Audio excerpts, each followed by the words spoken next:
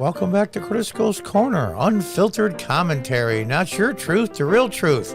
And as always, thank you for your support. Hi folks, welcome back. From Fox News, D.C. prepares for possible U.S. Freedom Convoy. Officials request National Guard troops. Uh-oh. Truck drivers are coming. That group of white supremacists and racists that want to topple our government. Dangerous, dangerous criminals. I say that tongue-in-cheek because that's what they think, these morons. Tow truck spotted near Washington, D.C.'s National Mall.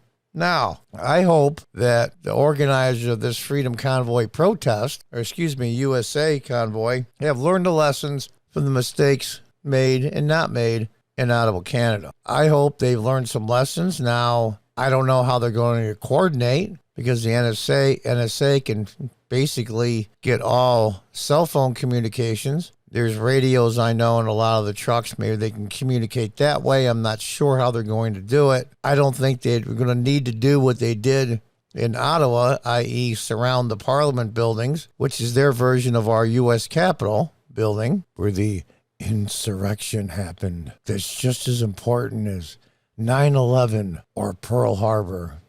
If anybody that believes that is a moron, that truly believes it, and the ones that don't use it for political gain. But I digress. How are they going to react? Now, that's the question. Is Biden administration, or depending on maybe it's outside of D.C. in Maryland or Virginia or wherever, or other major cities is going to happen, will they overreact like they did in Ottawa? I'm amazed that it went that far, that the country went such down the tube so quick. And then they extended the Emergency Act national powers given to the Prime Minister by 185 to 151 vote in favor. That was another shocker. I thought some of the people in the House of Commons would have more sense, but we'll see. State and local enforcement have called in support from the National Guard dissipation of a mass convoy in the D.C. area between late February and late March. A government source told Fox News on Tuesday now they're scheduling it to take place on March 1st, which is the same day of Biden's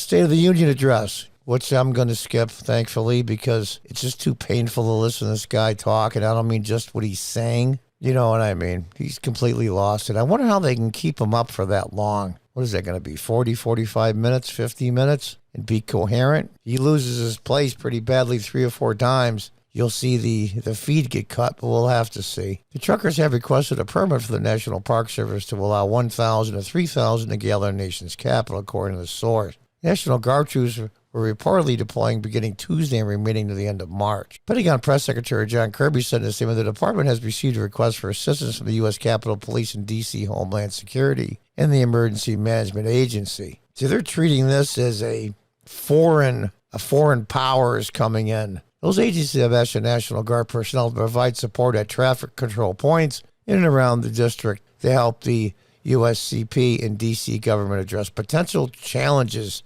stemming from possible disruptions at key traffic arteries. No decisions have been made yet to approve these requests. They'll get it. 2 tow trucks were spotted early Tuesday parked along D.C.'s National Mall. It's, the owner of the towing company told Fox News via phone that the city of D.C. hired them for public work that could last to 10 days. It's, we're going to see, like in Canada, a lot of the tow truck operators were saying we're not going to tow any trucks. And under their Emergency Act, the Canadian government can make them do it against their will with their own equipment. Can you imagine how far and how fast they've fallen? The owner said they were specifically hired ahead of the trucking protests, and they've been instructed to clear any vehicles that illegally block the D.C. streets. Now, I have no issue with once you block or have a protest, a legal protest, say you block a road. You get arrested for trespassing or blocking a public thoroughway or whatever it is. I have no issue with it. They did it in the 1960s during the Civil Rights era.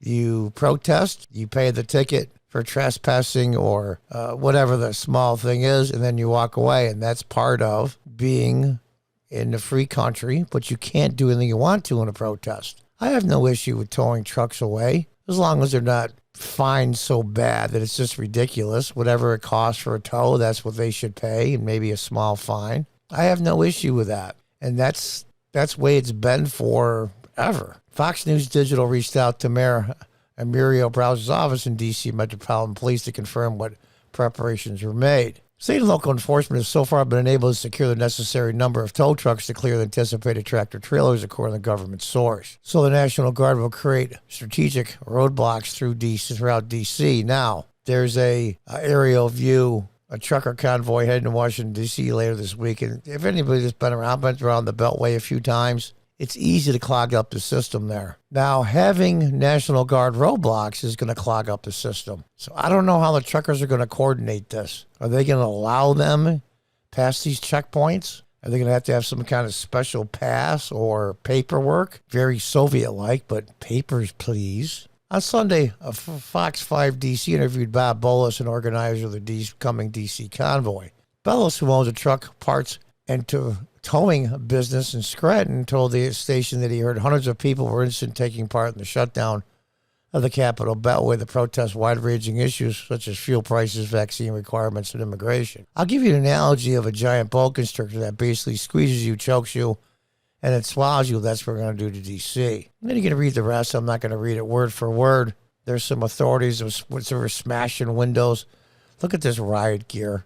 For simple protesters, there was no violence. There was no weapons. How will police be secure in the downtown area of the weekend? Yeah, it's funny. I digress a little bit, but the Prime Minister in Canada, I guess, has the authority to basically shut down their parliament. They did it for like Thursday and Friday. And then over the weekend, they cleared all the streets with their thugs banging people over the head. One horse ran over an elderly lady. Luckily, she wasn't hurt badly. And then they had the vote to extend the emergency powers after the streets were cleared. Interesting. We're going to see how long it lasts. They arrested 129 people and filed 389 charges. Now they want to go after and they want to seize the trucks to pay for the police and all kinds of crazy stuff. But here's the thing, though. I'll leave it with this. Are the police departments, i.e. the federal government or the National Guard, going to treat this protest the same as the protests in 2020 with Antifa and BLM? And they were destroying buildings, burning them down, causing mayhem in general. And basically just stood by and watched in a lot of instances. Now, there were some arrests. I'm not going to say there weren't any. They tried to burn down a federal building, chained up the door, tried to start the building on fire with people in it to burn them alive, but I don't think anybody's would have been arrested for that. And that is really serious stuff. So we're going to have to see. Police have already limited time off for officers, putting nearly 500 officers on civil disturbance units daily beginning Wednesday. And we're communicating with local, state, and federal partners. How they're going to handle this. The whole world is going to be watching this one. You thought the whole world was watching Canada. This one's going to be 10 times as much. Are the organizers going to do it all at the same time, March 1st, in major cities, i.e. Detroit, San Francisco, New York, you name it, Philadelphia? Are they going to do it all at once or just do D.C.? We're going to have to see. And hopefully learn the lessons what not to do from the Canadian protest. It's serious. And we're going to have to see if law enforcement overreacts. And there'll be 10 times the cameras and 10 times the media for this one as there was in Canada. So not much is going to be able to slip through as far as bad goes without the whole world knowing. Well, as they say, and you say in the old days on TV, stay tuned for the next episode. Until the next time, goodbye and good luck.